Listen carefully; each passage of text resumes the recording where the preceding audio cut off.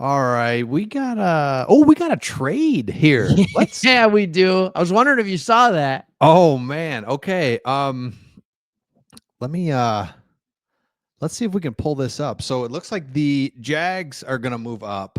They would. They Jags and would. Browns. Good for them. So, hold on here. Do you think Jags fans all right, we got the trade. Here we go. What do we got? Um Shefty, thank you. Thank you. Browns are trading the number 2 overall pick and a 4th round pick. Okay.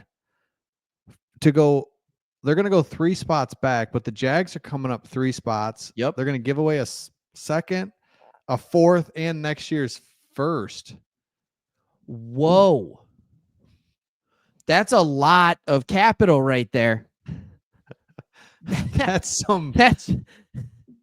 a lot of, can you say that can I say that one more time? The Jags are trading the number 5, a second round. So the number 5, the number 36, the number 126, and a next year's first.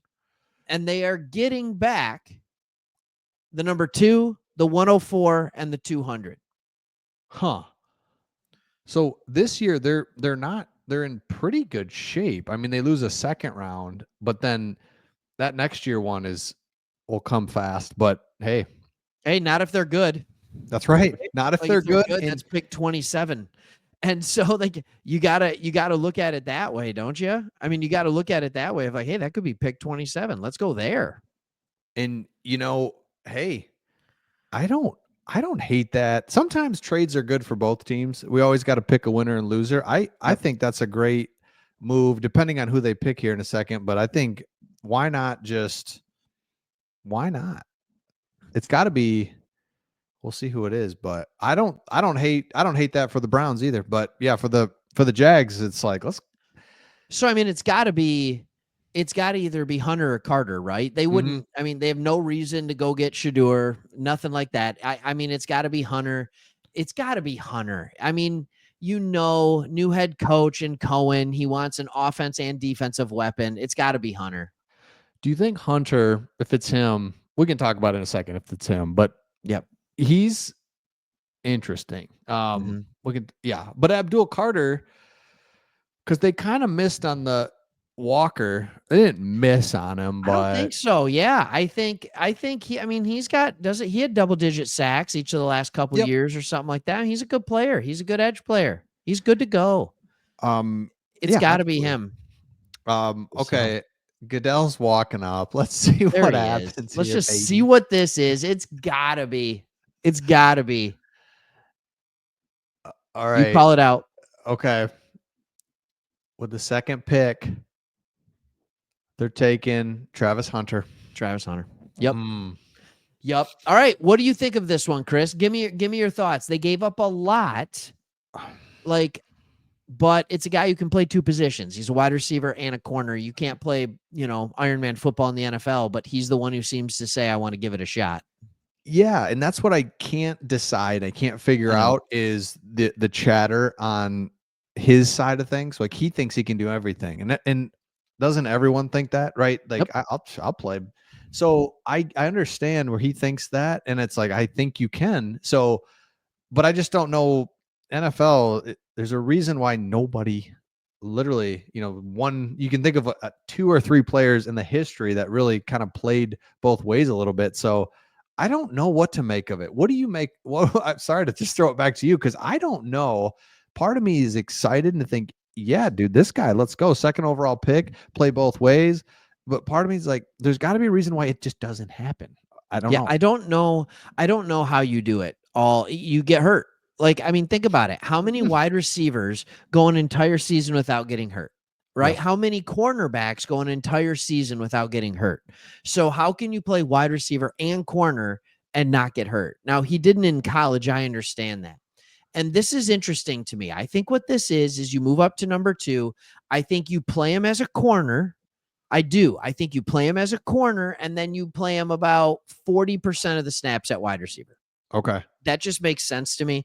You have your clear alpha in Brian Thomas Jr. He is already probably a top 5 wide receiver in the NFL, top 10. So you have your alpha in Brian Thomas Jr. that he can come in and he can, Travis Hunter can help on that. But I think in the secondary, you absolutely need help right now. Mm-hmm. All right. You need help right now. So why don't you go ahead and go get it? Yeah. No, that's a perfect way to do it. You're a corner, some packages and some plays for you, fine, just to make him happy. But just for a rookie to even play and be effective on one side of the ball is hard enough. So, Right. yeah, I think we can all see it. We can all agree that this is going to be pretty special. But yeah, and I like it for the better be Jags. special for what they gave up. But I like it for the Jags because they need, man, with what's his name? Peterson, their coach, was like, oh my gosh, could you be more just dull and like, what are we doing? So I love this. Let's go get some No, we got excitement. Liam Cohen coming to Duval. That was awkward. Yeah. But hey, like own it. Trayvon Walker, I think, is a difference maker on the defensive side of the ball. I think Travis Hunter can be that on both sides of the ball. Yep. I really do. I really think he can be that on both sides of the ball. Why not? And that is what I would say this team is lacking the most, is just that ridiculous talent that is complete game altering talent. 100%. So they said, I don't know if we can get it at 5. They could have gotten Ashton Jeanty at 5, but why do that? Like, why do that? You have a stable of backs that'll work for you right now. There's a bunch of other backs in this draft class. That didn't make sense. Go get yourself an absolute stud.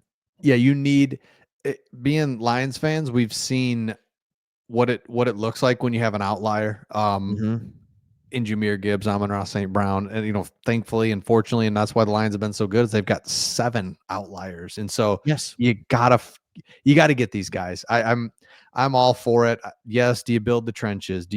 Yes, all that stuff's really important. We all understand that, but also when you have a chance, you just can't go wrong getting an outlier. And I think there was only 2 or 3 real outliers in this draft. I mean, outside of quarterback, if you're just gonna be like, all right, what do I? So why not get one? And you had to get one at a quality position, right? Corner / wide receiver. Corner. I mean, it's a quality position. At 5, you could have had Ashton Jeanty. He's an outlier, but he's a running back. Yeah. It's probably what the Browns will draft. We'll find out. Absolutely. And the Browns are going to, again, shout out to the Browns too. And I think you can win. Both teams can be like, yeah, I'm good with that. Best for both.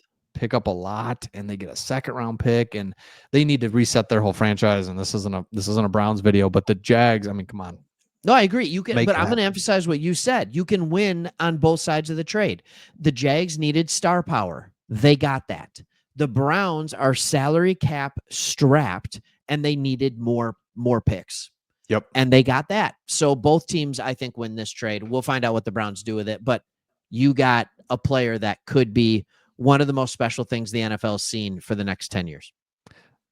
And again, you're up there at the draft, or up at the top of the draft. Take a swing and let's go. So, all right, love it. Let's we'll end this one for now. We'll see all of you on the next one. See ya. Yeah.